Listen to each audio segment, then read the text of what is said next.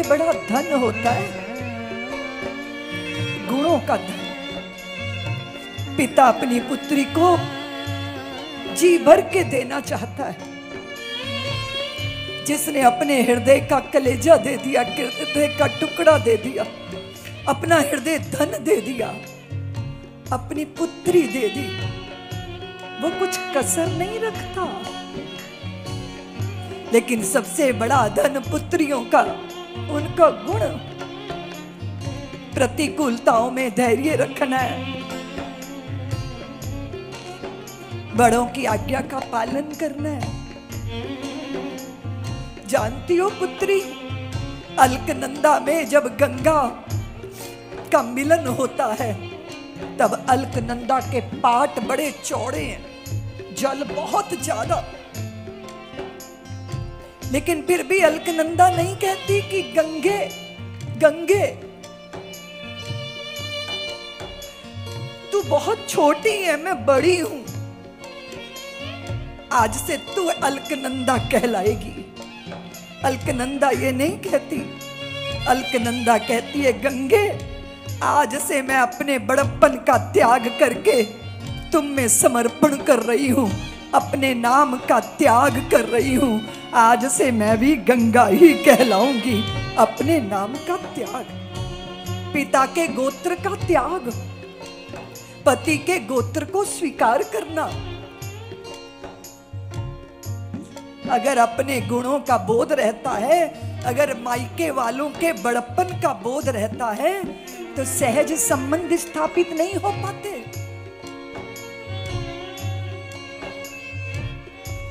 इसलिए भारत की जो विधा है, हमारे सनातन की जो व्यवस्था है, उसने भारत की स्त्रियों को समर्पण का बोध कराया।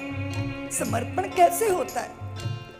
किसी पुत्र को ससुराल रहना पड़ जाए तो मुश्किल हो जाएगा, लेकिन पुत्री ससुराल में सहज जाकर तन्मय हो जाती है, अपने सब अभिमान का त्याग करके। और जो माता पिता संस्कारी होते हैं वो कभी अपने बच्चों की जिंदगी में, बेटियों के जीवन में हस्तक्षेप नहीं करते। जो पुत्रियां रात दिन अपने माँ बाप को ससुराल की कहानियां मोबाइल पे सुनवाती है ना, वो कभी सुखी नहीं रहती।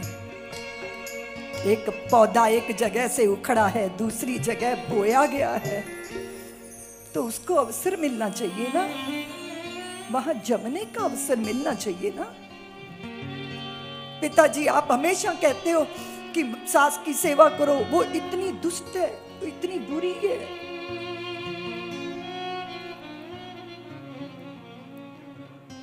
और आप तो वैद्य हो ना, कुछ ऐसी औषधि दे दो जो मैं थोड़ा थोड़ा करके रोज माताजी को दूध में, धीरे धीरे मर जाएगी वो, मुझको मुक्ति मिल जाएगी।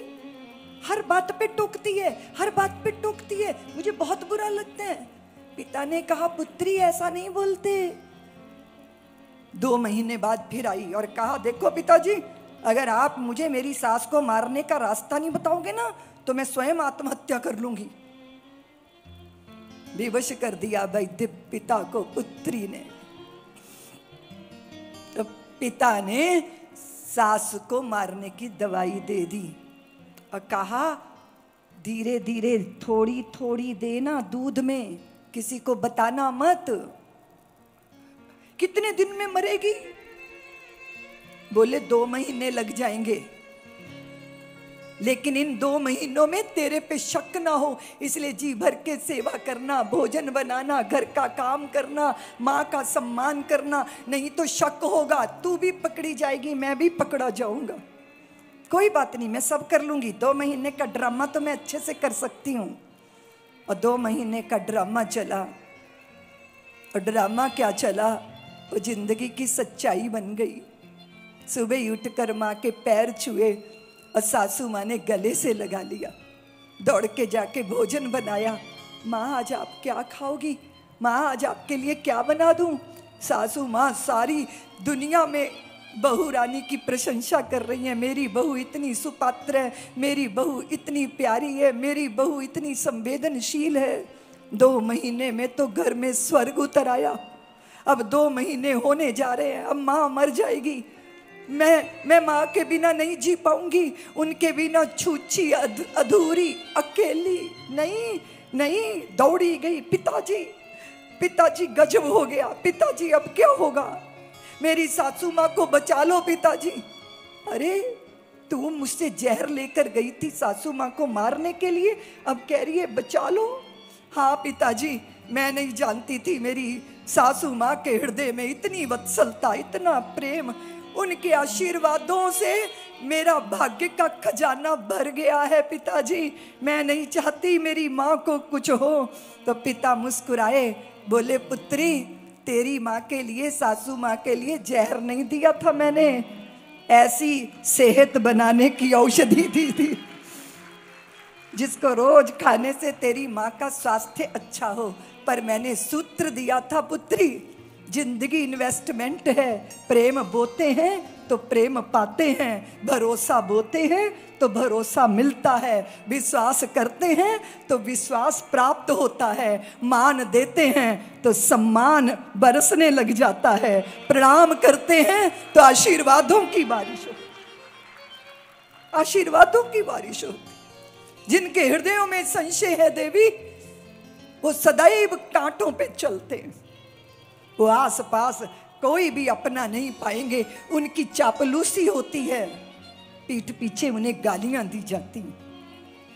लोग उनके दबदबे में रहते हैं, उनके सामने कुछ बोलते नहीं है, लेकिन पीठ पीछे उनके हृदय, उनके वाणी से कभी उनके प्रति अनुमोदन नहीं निकलता। इसलिए जीवन में सहजता, सरलता, और रिश्तों में तो क्या चाहिए?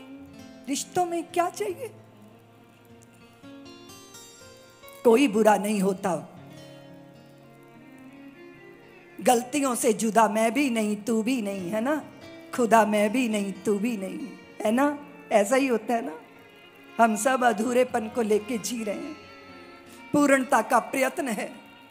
सद्व्यवहार तब होता है जब चित्त तृप्ति से भरा होता है, और चित्त तृप्ति से तब भरता है जब श्री हरि के चरणों का मन में स्मरण रहता है। इसलिए उनके चरणों का आश्रय लेने वाला जगत में यत्र तत्र सर्वत्र जहां भी जाता है अपने साम्राज्य को स्थापित कर लेता है, और उसका साम्राज्य वो प्रीत का होता है, प्रेम का होता है। और ये रूपांतरण जब होता है तो जीवन धन्य होता है। और हमारे यहाँ इसको द्विज होना बोलते हैं, दोबारा जन्म, संस्कारों से दोबारा जन्म। जानकी की विदाई व्याकुल कर देने वाली विदाई थी, लेकिन जानकी की जो स्वागत हुआ वो स्वागत अद्भुत हुआ। अयोध्या में जब जानकी आई तो माता कैकेयी ने मुख दिखाई से कनक भवन समर्पित किया था। वैभव संपत्ति समृद्धि वहां होती है देवियों जहां अनुमोदन होता है। हाँ? दशरथ जी ने कहा, थोड़ी सी भी कोशिश अगर होती है वधुओं की तरफ से तो राजमाताओं को चाहिए 1000 गुना आशीर्वाद, 1000 गुना आशीर्वाद बरसाएं। कभी भी पुत्रियों को, नई पुत्र वधुओं को बड़ी तीक्ष्ण नजरों से नहीं देखना चाहिए। हा? उठती कैसे है, बैठती कैसे है, चलती कैसे है, खाती कैसे है, ऐसी आंखों से देखती हो जैसे छुरी चल जाएगी। उचित है ये क्या? वो उसके लिए नया परिवेश है, वो तो पहले समझ ही नहीं पाएगी किस घर की प्रक्रिया क्या है, तौर तरीका क्या है, क्योंकि हर घर का वातावरण अलग अलग होता है। इसलिए माता बनना सीखो देवियों। हाँ? सासू माँ नाम ही इतना डेंजरस सा है, पता नहीं सांस आएगी कि नहीं आएगी। तो आजकल लोग कहते हैं दीदी माँ आजकल तो सासुएं बहुओं से बहुत डरती हैं, बहुएं डरा डरा के रखती हैं। तो ये भी कैसा रिश्ता कि हम एक दूसरे से डरे। एक बात बताऊं, हमें भी कई लोगों से बड़ा डर लगता है, कोई बुरा ना मान जाए, हाँ, कोई ऐसा ना सोच ले। फिर कई बार लगता है सोचना है तो सोचो, भाड़ में जाओ, हम तो हृदय से अच्छे हैं, मनसा वाचा कर्मणा, किसी से दुराव करते नहीं है ना। जो सोचते हैं वही कहते हैं और जो कहते हैं वही करते हैं, तो फिर क्यों डरे? कोई डरने की जरूरत नहीं है। लेकिन अगर रिश्तों में एक दूसरे से बच बच के कुछ करना पड़ रहा है तो ये भाई कहानी अच्छी नहीं है, गड़बड़ है मामला।